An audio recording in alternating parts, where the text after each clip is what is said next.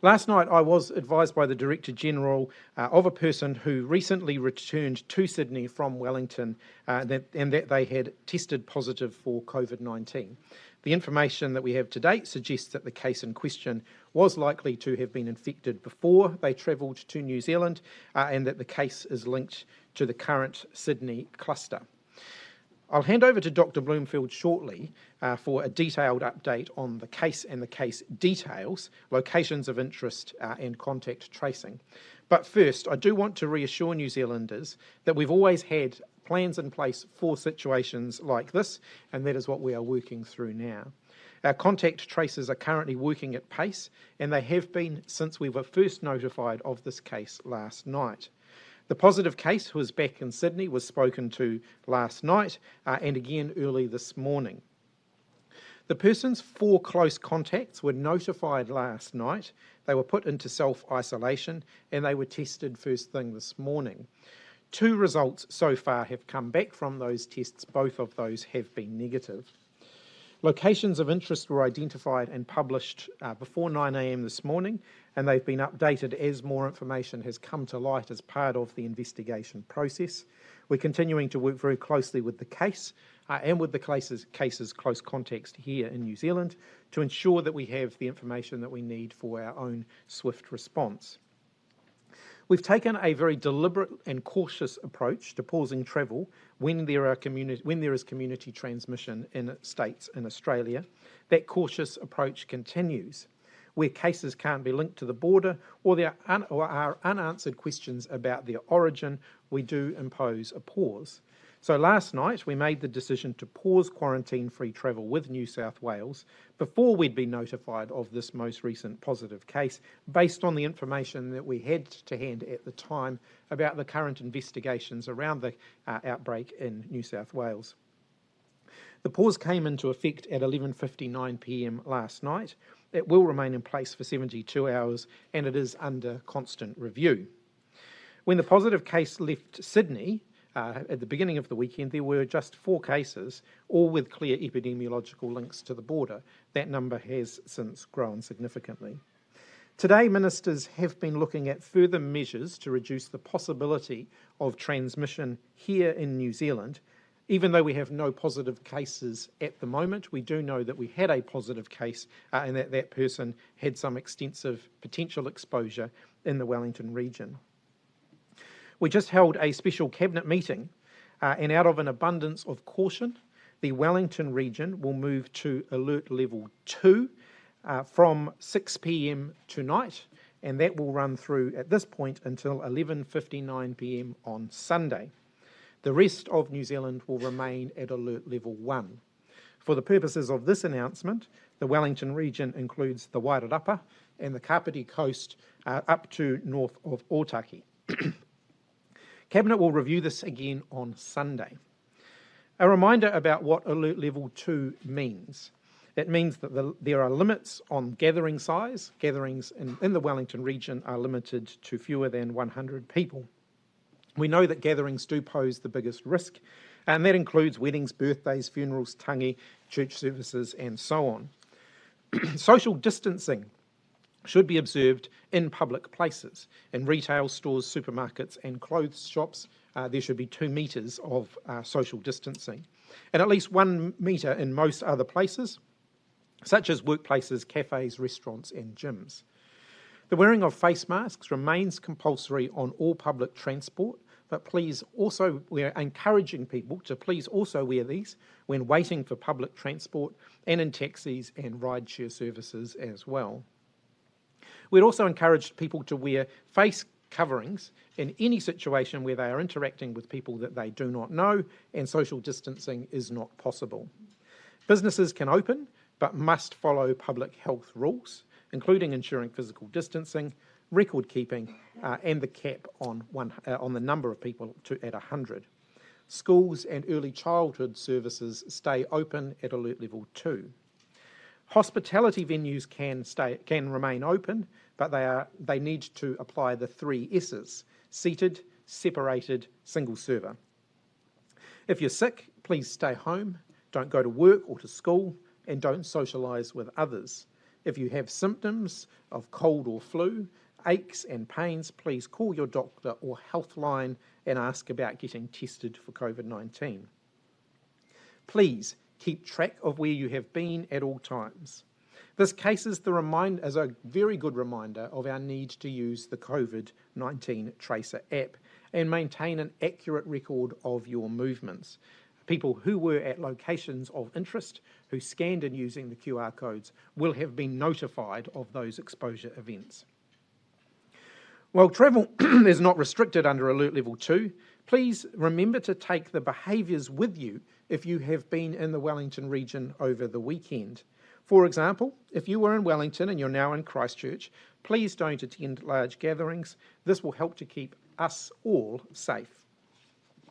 This is the first time we have moved up to Alert Level 2 to manage the potential risk of COVID-19 in the community.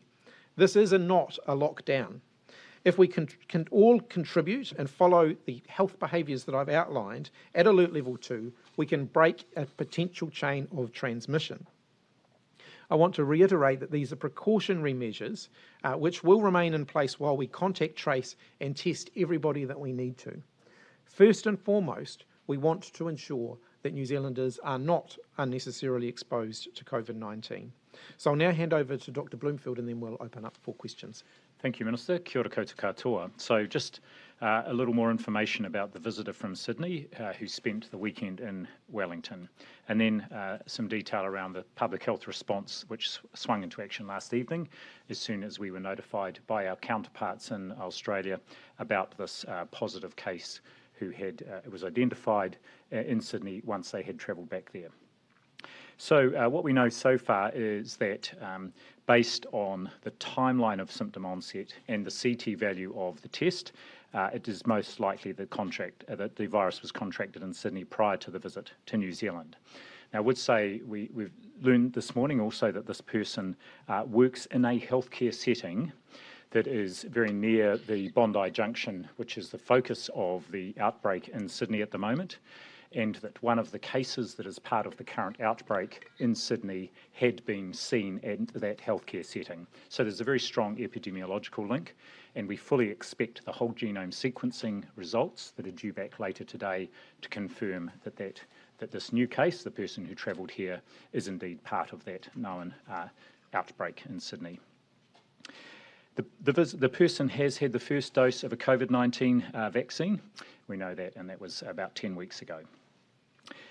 Now, the case used the New Zealand COVID Tracer app frequently during their visit here, which is excellent, as did one of the other people who's a close contact and was with them most of the weekend. With their permission, we have already downloaded the data and we have started the process of sending out notifications. And of course, that was also allowed us to corroborate the information that the person provided on recall about where they had been and the times they had been there. Of course, our hope is that many people who visited those venues that are places of interest had also been using the app, and if so, they will receive a notification. However, that is complementary to the information that we now have on our website and that we have put out in media releases about the places of interest, the locations of interest. We now feel we've identified, based on the current information, all the locations of interest. There will be some more specific detail about one or two specific venues within Wellington Airport that we will provide when CCTV footage has been reviewed, but otherwise all the known places of interest are now public. It's a good reminder of the value of the app, and I can't encourage people enough, wherever you are in New Zealand, at any time, to use the app to keep a record of where you've been. At this stage, there are 4 close contacts, 2 of whom are located in Palmerston North and 2 in Tauranga. All 4 have been isolating since last night. The 2 who are in Palmerston North have tested negative, and we're awaiting the results on the 2 in Tauranga. However, what I would say is that the 2 people in Tauranga had a much more fleeting interaction with the case, a much shorter period of time with them. We're expecting those results back soon. The contact tracing team is also in the process of contacting 58 passengers who were on the flight that came into Wellington last Saturday morning, very early in the morning from Sydney, and they are working through the people on that flight. Many of those people will have been notified, they'll have all been notified last night and will be ringing Healthline directly, so we will be able to make sure we get in touch with all those people. Now, those people on that flight are considered close contacts, all of them, which means they are required to do the full 14 days in isolation and do the usual day 5 and day 12 testing. Just on the locations of interest, as I said, those have now all been published. Please, I encourage Wellingtonians and those who were in Wellington over the weekend to check that list and to see if they were at any of those places of interest at that time. If in doubt, to isolate and ring Healthline to get further advice if they were in any of those places. As a minimum, they will be required to be tested and remain isolated until they have returned a negative test. Some will be asked to isolate for the full 14-day period, and Healthline will be able to advise you on that. So we know the person stayed at the Ridges Hotel in Featherston Street, spent the weekend visiting various tourist and other places around Wellington and dining in the central city. They left Monday morning at 10:13 a.m. Most of the people on that flight will be followed up by our Australian colleagues. Some will have returned to New Zealand, and we're getting the information to make sure we can follow those people up as well. In terms of testing sites, here in central Wellington, the community testing station at 200 Taranaki Street is open, and extra capacity will be being brought on board there. Likewise, there is a testing site in the Hutt Valley. From mid-afternoon, there will be a further community testing centre at the ASB Indoor Stadium in Kilburnie, and most GPs and many urgent care centres will also do testing. So please check with Healthline. When you talk to Healthline, they will be able to let you know the closest place to get tested. I should say that whilst we have those 2 close contacts in Palmerston North, again, both have tested negative initially, there are no locations of interest or any particularly increased risk in Palmerston North or in Tauranga at this point in time. Finally, on wastewater testing, ESR will be carrying out additional wastewater testing today from samples taken yesterday at the Moa Point site, and we should have results of that tomorrow. And the other numbers from today, there are 4 new cases in managed isolation, and there were around 5,900 tests undertaken yesterday. And yesterday there were around 470,000 scans with the app. We need and want that number to increase, and I encourage people everywhere around the motu to use the app to scan, because you never know when you might need that information. Thank you, Minister.